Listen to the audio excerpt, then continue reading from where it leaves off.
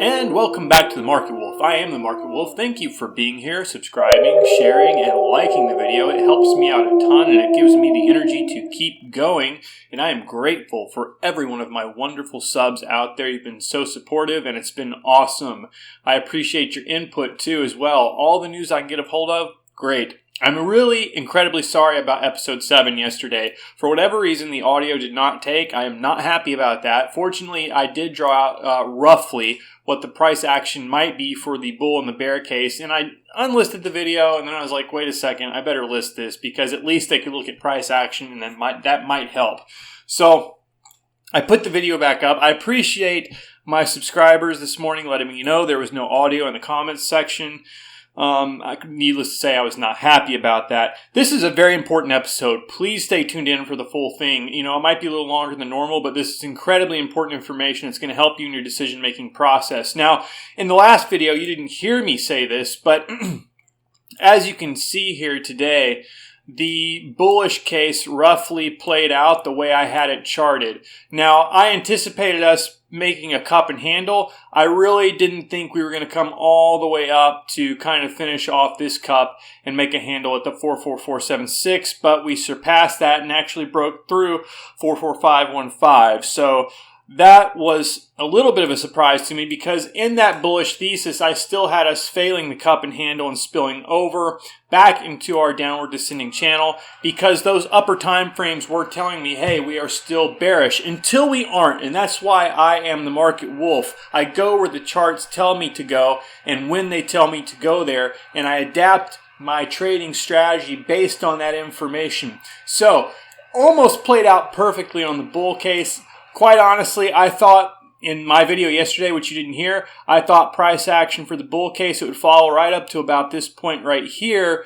And then I laid it out to go far more bullish than what I anticipated. I thought we might actually just ride this line down after we try and put on a handle here and then ride it down some more and fall back through. So my case was a little less bullish than the bullish case I gave you. And the case that actually played out was a little more bullish than the case that I gave you. But if you had heard the video yesterday, I'm sorry you didn't, you would have at least known, hey, we're going to be moving up. And I saw a lot of people saying yesterday, no, we're going down, we're going down. Clearly that didn't happen. UVXY is going to be hurting now. And even with flagging like it's been doing, UVXY is going to be hurting. We're going to get into that shortly because you guys that like to trade against SPY, this is going to be very important information for you today. So let's first take a look at what's happening with the S&P 500.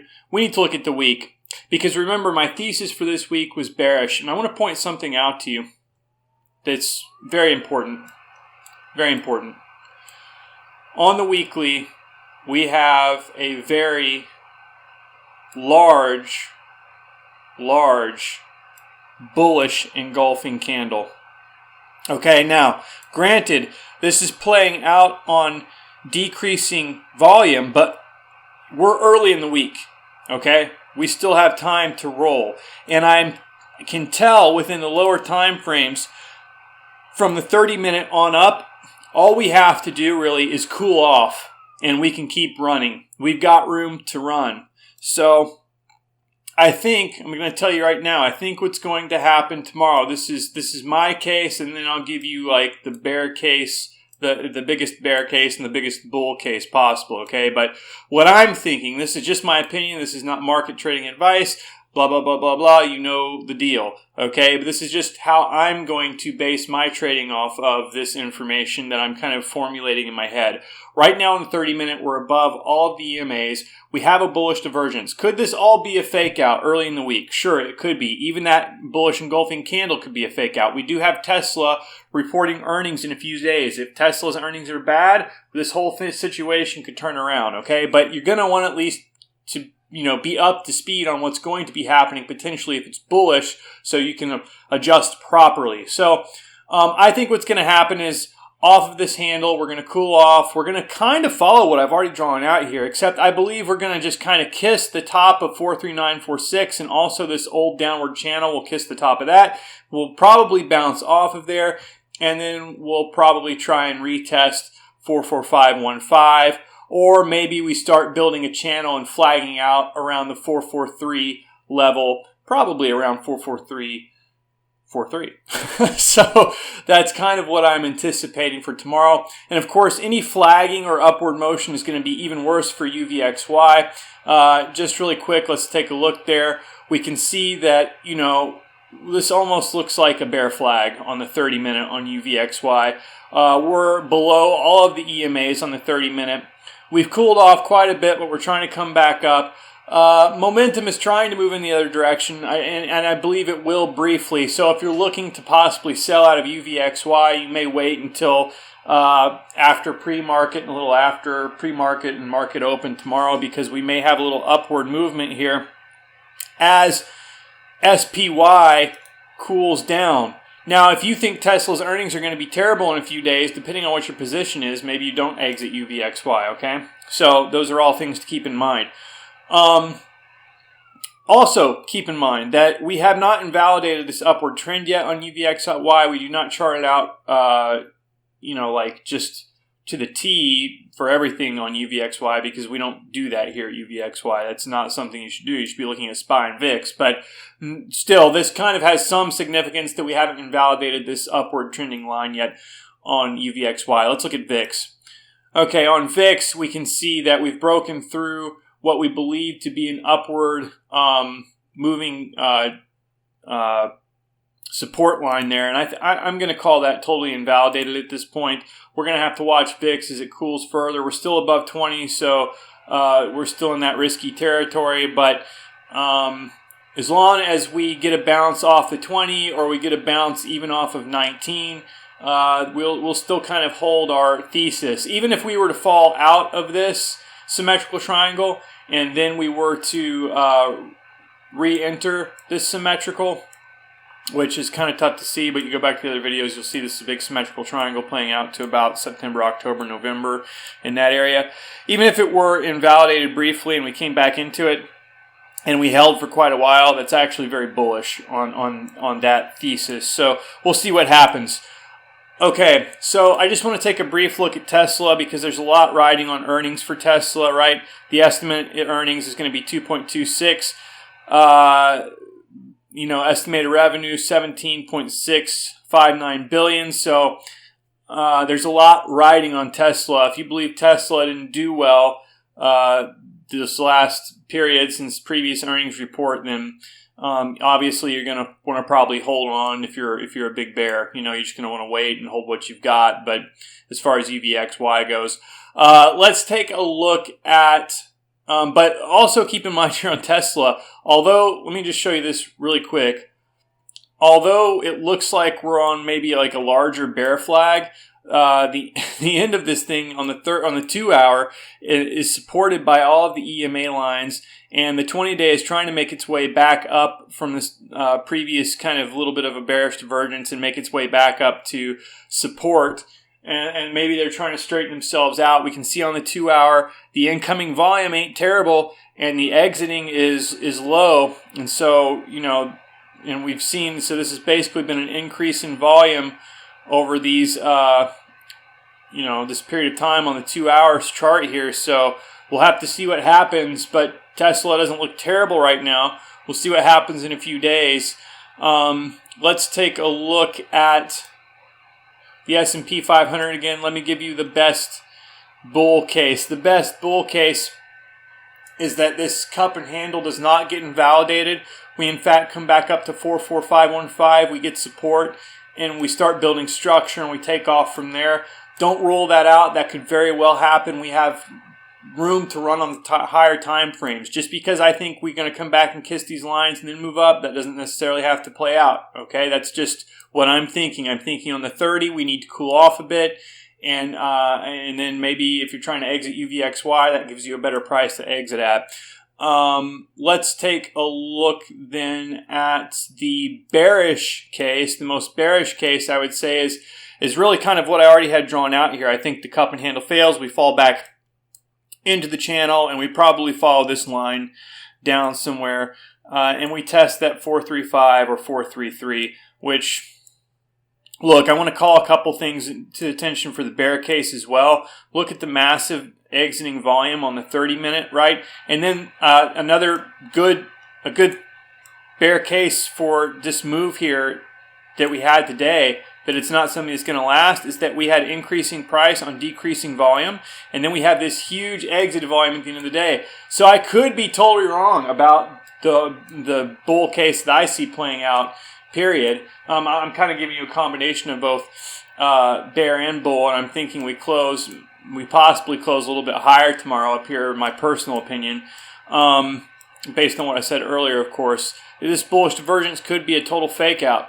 Now, the reason I think it's not necessarily is because we see what's happening on the weekly time frames. I want to take you to the 2-hour really quick. That's important.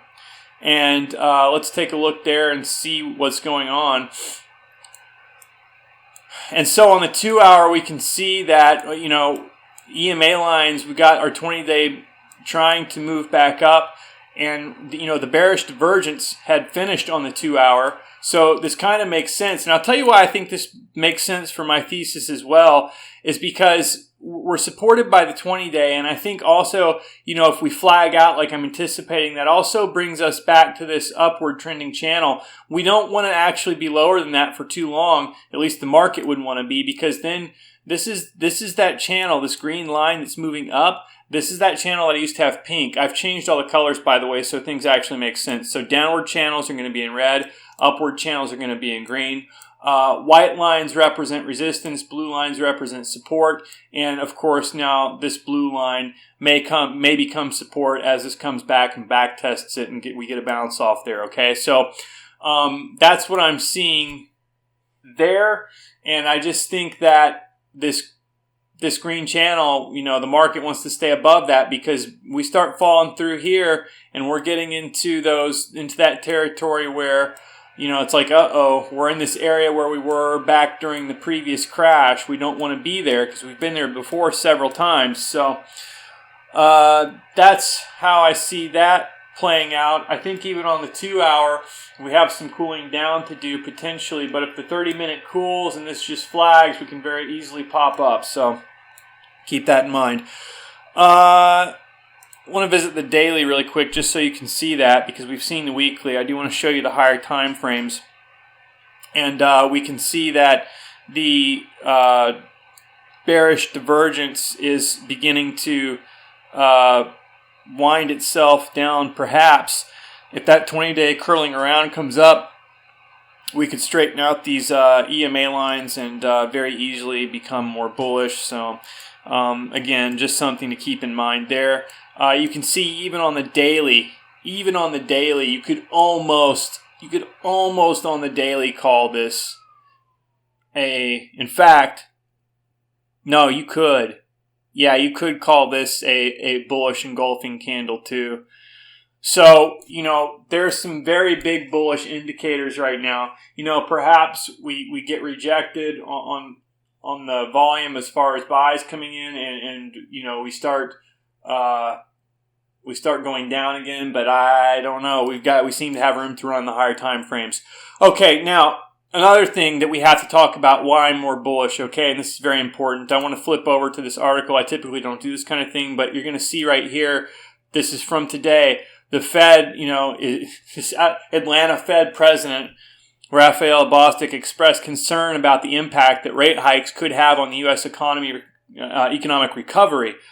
Bostic said the neutral rate of interest could be as low as 1.75. So you see, even though any interest rate would be more hawkish, generally speaking, they still sound very dovish.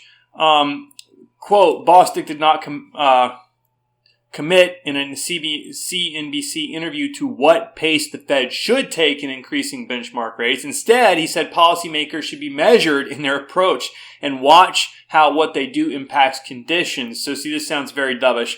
I think in the same areas as my colleagues philosophically, he told the CNBC's Sarah Eisen in a closing bell interview. I think it's really important that we get to neutral and do that in an expeditious way. Neutral is considered the rate at which the economy is running on its own, with rates that are neither boosting nor restricting growth.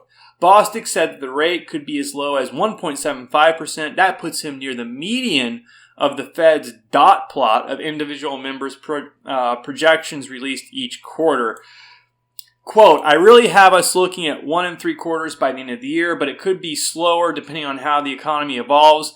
And we do see greater weakening than I am seeing in my baseline model, he said. This is one reason why I'm reluctant to really declare that we want to go a long way beyond our neutral place, because that may be more hikes than are warranted given sort of the economic environment. So you can see if they're talking about the median here being of the makeup of the Fed chairs being kind of like neutral, which is essentially, let's admit, it's dovish. 1.75% is nowhere near high enough to deal with inflation. If they were to raise interest rates where they need to be to deal with inflation, then, the United States couldn't serve its debt. We'd become insolvent. We'd go bankrupt. So they clearly can't raise it that high. So we're still going to have to deal with inflation. They're just trying to get a soft landing here and find some way out of this situation.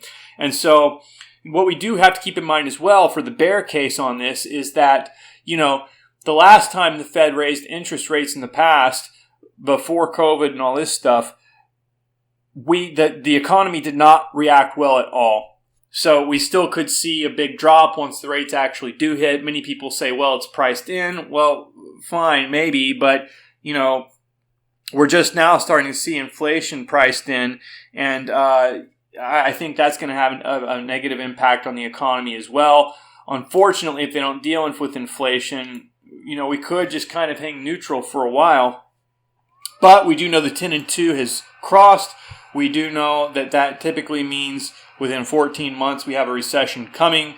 So that's kind of the long-term outlook for now until something changes. So that's your update for today. I am the Market Wolf. Thank you for coming along the ride. Please, again, press the like button. It really helps with the YouTube algorithms.